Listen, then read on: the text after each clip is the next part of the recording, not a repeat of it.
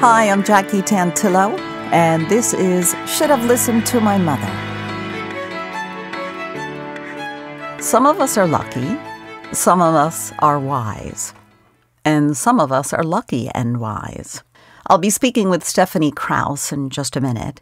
She has an extensive background in education. She's a mom, author, social worker, and a survivor. In my mind, she's a survivor.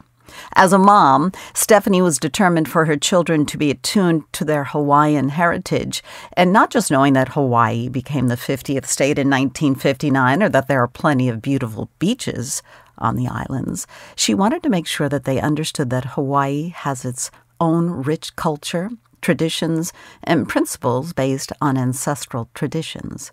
And she'll share with us the term onlys and how it refers to her family. Stephanie has a story to tell of her passion for guiding children, given the proper tools, in order to help them learn their best life skills, and we'll find out what it was that prompted her career choice. Her most recent book is titled Whole Child, Whole Life, 10 Ways to Help Kids Live, Learn, and Thrive. Hi, Stephanie. Welcome to Should Have Listened to My Mother.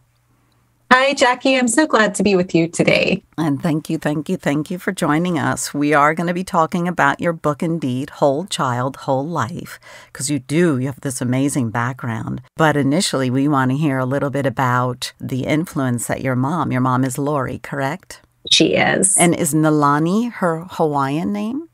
That's right. Lori Nalani. She still actually goes by her married name, although she and my dad got divorced when we were pretty young, but she wanted to keep the same name as her kids. And you were not born in Hawaii? I wasn't. I was born in New Jersey. Did your mom spend her entire life living on the islands? She did. So my mom was born and raised in Hawaii. And as you mentioned, we're Native Hawaiian, which is different from being kind of a Native Californian or, somebody who was born and raised in another state. It is much more like First Nations, Native American, Indian American, or American Indian, depending on what language you're used to using. Native Hawaiian people are the indigenous people to the islands, and so we can trace our heritage back. She's one of just a few of her friends who really never wanted to leave the island. So my mom, when she tells stories about Hawaii, there's such a deep emotional tie to the islands and such a fondness that really has always been present. When we were growing up, she would tell us about how people would talk about wanting to get off the rock, wanting to leave the island. It was too constraining. They wanted to see the world. And she had a very different picture. She imagined herself having her family there and going to the ocean and working with and for the Hawaiian community. So after she graduated from college, she got a job with the first female, I believe it was the first female U.S. Congresswoman, Patsy Mink, and thought up until a couple of weeks before the job started that she was going to be working in the Honolulu office of the state capitol, and then got a call that actually she had been misinformed, that the job was in Washington, D.C. And so the only reason my mom ended up leaving Hawaii was to take this temporary position in Washington, D.C. to work for Patsy Mink. And after she got to D.C., she ended up meeting my dad. And the rest is history. And there we go. So how old was she when she was offered this position? In her 20s? She must have been, right? So she was a recent college graduate. So she had to have been in her early to mid 20s. And did she go to college on the island or did she on the island? She did, yeah. She went to Chaminade University right in Hawaii. And interestingly, she studied Chinese history and culture. My dad is Jewish from New York City, from the Bronx. At the time that my mom left, she was engaged to a man who was Chinese, who was mostly a full-time surfer. So two very different, my dad was in healthcare policy, two very different lives. Oh, but you started drinking the water in DC. It's different from the water in Hawaii, I guess. Very different. She tells the story about she only had one trunk and she didn't even have thick stockings. She really didn't know what to expect. And she was traveling to DC in November and flew through Chicago. So I would say it was a pretty strong shift for her. Yeah. So do you know much about her childhood? I mean, does she come from a large family? Did she just have total freedom as a little kid? It's a great question. So I do know quite a bit about the family. And one of the things about Native Hawaiian culture, like so many cultures, extended family is really important. And so she grew up on Oahu, although historically, generationally, our family, my great-grandfather's family started on Maui, and my great-grandmother's family started on Molokai. But a lot of the work was on Oahu, and so a lot of families ended up there.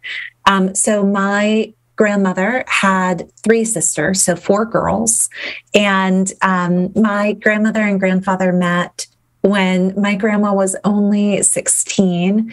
He had hitchhiked. He had lied about his age, Jackie. He was living in Houston, Texas, and hitchhiked to California, said he was older than he was, signed up to be in the Air Force, got on a plane that he thought was heading to Japan or Korea. And it was a military plane. It had no windows, and it stopped in Hawaii to refuel. And he was just this poor kid from Texas. He didn't know the geography of the area, certainly. And they said that a couple guys had to get off when they were refueling. And so he didn't know. He raised his hand. He was up for adventure, and he ended up being stationed in Hawaii. Even though he wasn't Native Hawaiian, fell as deeply, maybe even more deeply in love with the islands. And so my grandmother and grandfather were just so young when they got married that I think my great-grandparents were very deeply involved in their lives as a young married couple, and then also in the lives of their grandkids, my mom and my cousins. So what ended up happening kind of historically was that my mom and her closest sister, there were like 2 older sisters, 2 younger sisters, and she was in the older set. So her closest sister, Carolyn, both of their husbands were in the military and both were deployed. And so in my mom's younger years, she lived with her grandparents, my grandmother, my great aunt, and her cousins, and they all kind of grew up together. And then eventually when the dads came home, there was just a ton of cousin time. So we've got oh my gosh, that's great. Yes. I love it. So family obviously is very important in the Hawaiian culture. It is. I actually think a lot about this because I have this rich, deep Hawaiian culture through my mom, and then the Jewish culture through my dad. And I'm always struck by how similar they are in values and practice. The practices of gathering to celebrate occasions and mark milestones, and the importance of food and dance and coming together, breaking bread together, a lot of shared values. So when I was growing up, we were in New Jersey, so far away from family. And every story that she told included these incredible cousins and friends and family and everybody gathering. And there were great aunties who knew royalty, who would come over and they would teach, who taught the magic tricks and who taught the hula and who cooked the best food. That was very much a part of this like integrative experience of what childhood was in Hawaii.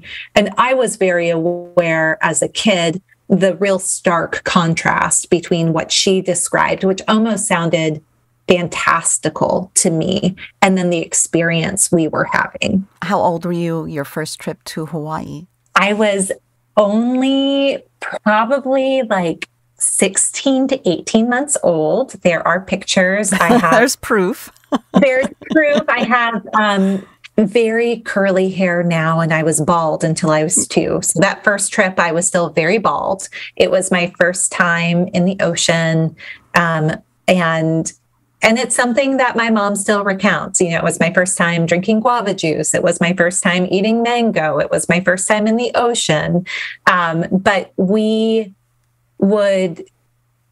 my mom stayed home for a lot of the years when we were growing up or would work part-time jobs.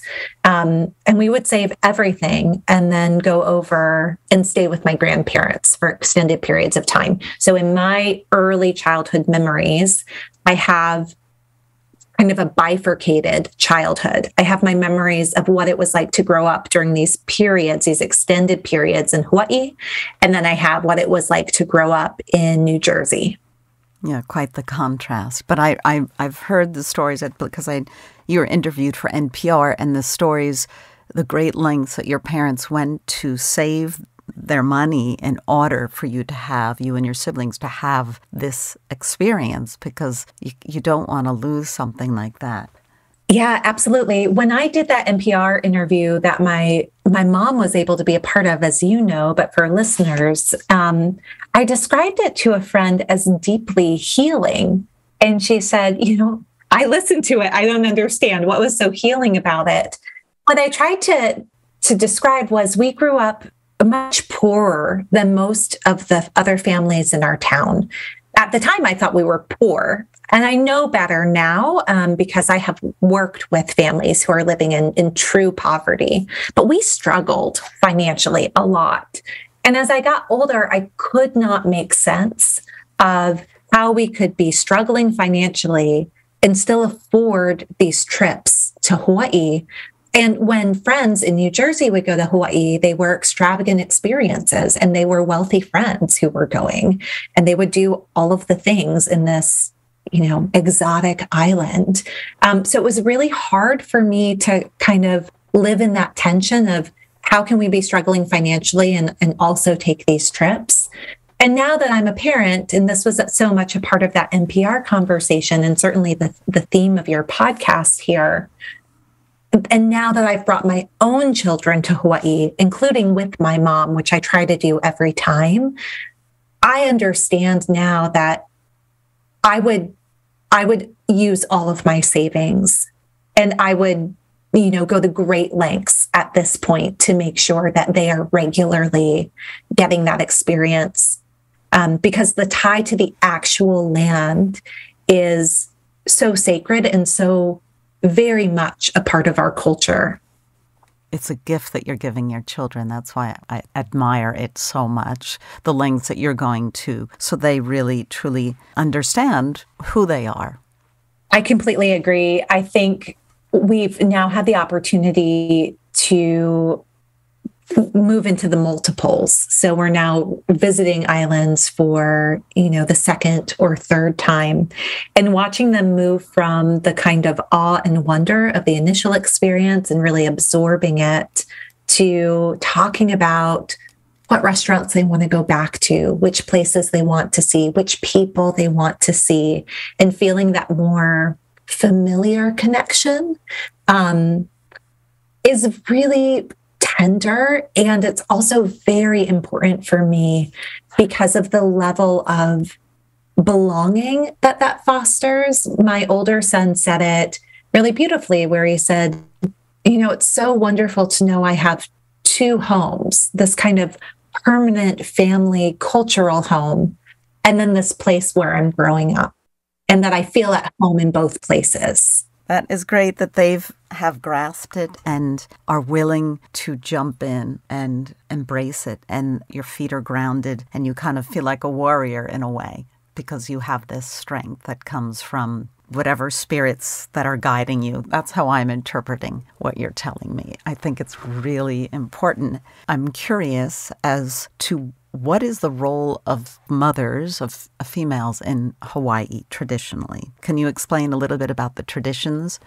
Yeah, it's a good question. Because I grew up in New Jersey, there's a lot that I don't know. And to put it in recent historic context, so my great-grandparents' generation were punished for using the language, the Hawaiian language, for talking about their Hawaiian culture.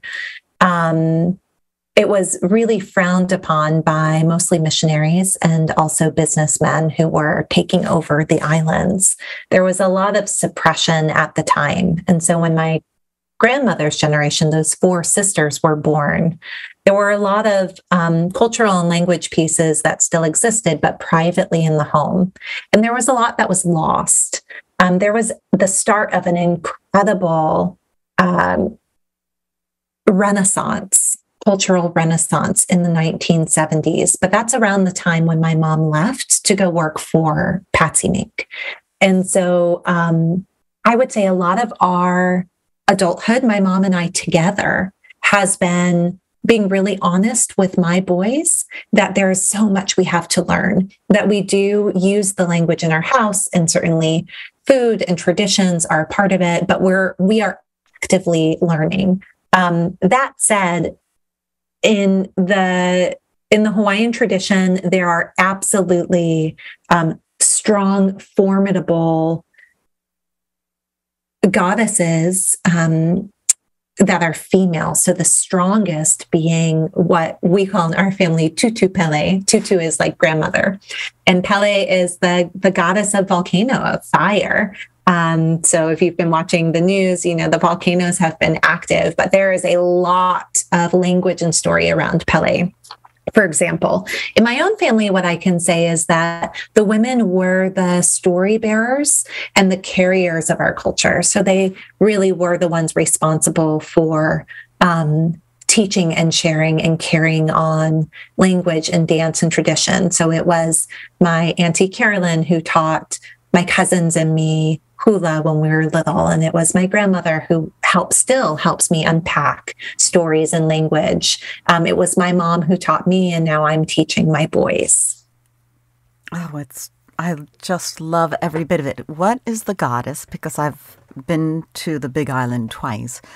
You're not supposed to remove any natural stones or shells and things like that. Is that Pele? Is that the same, the goddess of fire too? Or yes. So it's kapu, Kapu. It's forbidden and sacred. But the goddess is Pele. So you could not pay me, Jackie, or my boys any amount of money, even in the millions of dollars, to take lava rock and take it anywhere. Now, there have been occasions over the years where, so when I just had my boys in Hawaii not too long ago, we were on the island of Kauai, and there were some beautiful rocks, or shells, and we made sure that they were not volcano. Number one, that was the first rule. The second rule, my mom and I were both with my boys. They said to my mom, who they called Tutu, Tutu, can we take it? And she said, well, let's go ahead and ask Tutu Pele. And there you go. So we asked her, and I don't know if my mom made this up or not, but she said, you know, we are Native Hawaiian. We are of the land. So the belief is actually that Native Hawaiians are literally of the land, and the land is of us, that you cannot disconnect the land from its people. And actually that the original sort of ancestor of the Hawaiian people is the kalo plant, which is taro. And so there's this reciprocal relationship between the land nourishing its people and the people nourishing the land, and the interconnectedness of needing each other. But we have, on occasion, brought back beautiful shells and stones, but we always ask for Tutu Pele's permission. Oh, good. And what my mom has taught my boys is that if for some reason then we lose the shell or it's misplaced, we cannot look for it. That's Tutu Pele telling us that we cannot take that from the island. Oh, interesting. I like that. Well, I'm definitely not going to take anything home from Hawaii. I didn't want to be disrespectful. Your mom lives close by to you, and you guys do speak the native language somewhat in your household? We do, yeah. So we combine English and Hawaiian and a little bit of what they call pidgin, which actually pulls from the history of pidgin in Hawaii is that plantation life was a big thing. My great grandfather was born on a plantation in Maui, and you had people from Portugal and the Philippines and China and Japan and Hawaii and other places, and they all had to figure out a way to communicate. And that's where Hawaiian local cuisine came from. So local Hawaiian cuisine, somewhat different from native Hawaiian dishes, is this fusion that really sort of has its roots in this plantation life. And same with Pidgin English. So we have a little bit of Pidgin English, a little bit of Hawaiian language, and English. My younger son goes by his Hawaiian name all of the time. We all have Hawaiian middle names. I go by my Hawaiian middle name, Malia, as my first name when I'm in Hawaii, or with friends and family from Hawaii. And but we're also trying to learn. So if the boys were being raised in Hawaii since the Renaissance, since the 70s, it's been growing and growing, they would now have access through school to be taking Hawaiian language lessons. Potentially, they could have gone through a private school system called Kamehameha schools, which is a school system that I had been accepted into if we were ever to have moved. That's only for Native Hawaiian children, really teaches language, culture, integrates with academics. And there are even language immersion schools over there now. So there's been this incredible wave of celebration around language, but a lot of people, 40 and up are having to learn as adults if they didn't learn it growing up. Way easier to learn as a youngin'. Right. So much easier. It's so much easier. It makes me want to go back. I feel very fortunate. It's just extraordinary. And I love that your mom has an active role in this, making sure that it really plays an important part of their life, as your life as well. Yeah, absolutely. You mentioned in the introduction about being onlys, and I don't know if we're about to go there, but my boys are growing up in a community where they don't see anybody else like them. And they are the only Native Hawaiian kids that they know in their school and in the town where we live. And we know of a couple people who have Hawaiian connections, or even a little, who are Hawaiian, but not necessarily connected as deeply to the culture. And so it lives and dies in our home, in the experiences that we're creating for them, in the sense of support as they're developing their identity, especially in these tween years. My boys right now are 10 and 12, and identity development is such a core part of this age that they're in. And so it's very helpful to have my mom here because they get it from both of us. And I can say confidently, they have a very strong sense of being Hawaiian. And as you were fortunate to have your grandparents involved when you were a child going back to visit, they also have their grandmother with them, sharing these stories and helping them really kind of visualize what her experience growing up there and the traditions. And it just makes a big difference. Stephanie, I could talk to you about this forever, but I do want to talk about your latest book. You had a book prior to this one, Making It: What Today's Kids Need for Tomorrow's World, and this most recent book, which came out the spring of 2023, correct? Yes, it came out the very last day of May. Whole Child, Whole Life. 10 Ways to Help Kids Live, Learn, and Thrive with the minutes we've got left. Can you give us a quick summary? Because I know this is a very impactful book for children and for families. Thanks, Jackie. Yeah, so Whole Child, Whole Life, 10 Ways to Help Kids Live, Learn, and Thrive is really meant to be a guidebook for anybody who has taken on the job of taking care of kids. So whether that's paid or unpaid. So this book is written for educators, coaches, counselors, parents, concerned neighbors, grandparents, others who are really worried about what it means that kids are growing up right now in such turbulent times and what they need to be healthy, happy, and whole, and how we, in whatever spaces we're with them, whether it's at home, in school, in community, and other places, can support that.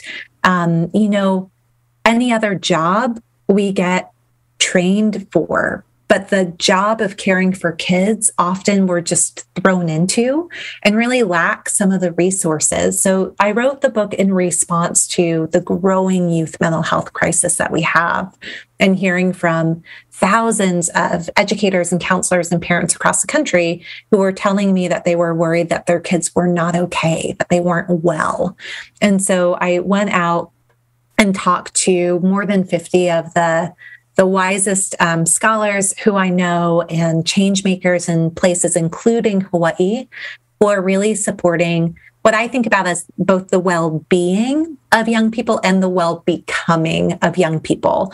And so the book is meant to kind of be a cross-trainer. So it gives you everything that you need to know about child and youth development, about basic health. So what do we need to know about sleep and movement and what happens with the body when there's inflammation or other issues? What happens to kids' experiences with life based on who they are and what they look like and where they live. And then it also includes the meat of it, which hopefully your listeners will be really interested in, is about kind of lifelong thriving. I call them whole life practices. These are 10 very timely, but also timeless practices that always support the ability to have a good life, both in childhood and in adulthood.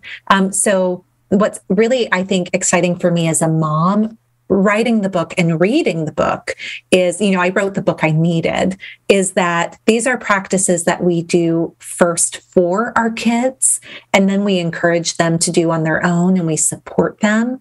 And eventually, hopefully those practices, things like prioritizing mental health and nurturing healthy relationships, being a force for good, seeking on wonder, those practices become internalized self-care practices. So the book combines story with the science of learning and development and longevity, and then also very practical strategies. So it's a great book for anybody who's got kids in their life. And I tried to keep it highly readable and applicable while also translating the best research that's out there. There certainly are plenty of red flags up that they are not okay. It's important to have the balance and the cooperation and the input and the foundation of family. And it has a lot to do with parents and their actions and the environment in the home and paying attention and listening to one another. It's really, really important. Everybody's gotten so busy that the important things seem to have slipped away. Yeah, I think that's right. To bring this full circle, Jackie, at the very end of the book, it's a chapter called Aim for Wholeness. And when we think about kids being able to embrace kind of the wholeness of who they are in their lives, there are these 5 indicators of thriving. And one of them you spoke to, which is being rooted, the strength that comes from being rooted and connected. And so we as parents can set up conditions in our homes and in our family environments, wherever they might be, where thriving is most possible. And that's on us. Yeah, absolutely. Oh my goodness. Stephanie Malia Krauss, please say hello to Nalani for me. It's been a pleasure having you on Should Have Listened to My Mother. It was an absolute pleasure. Thanks so much, Jackie. And we'll be back next week with another episode of Should Have Listened to My Mother.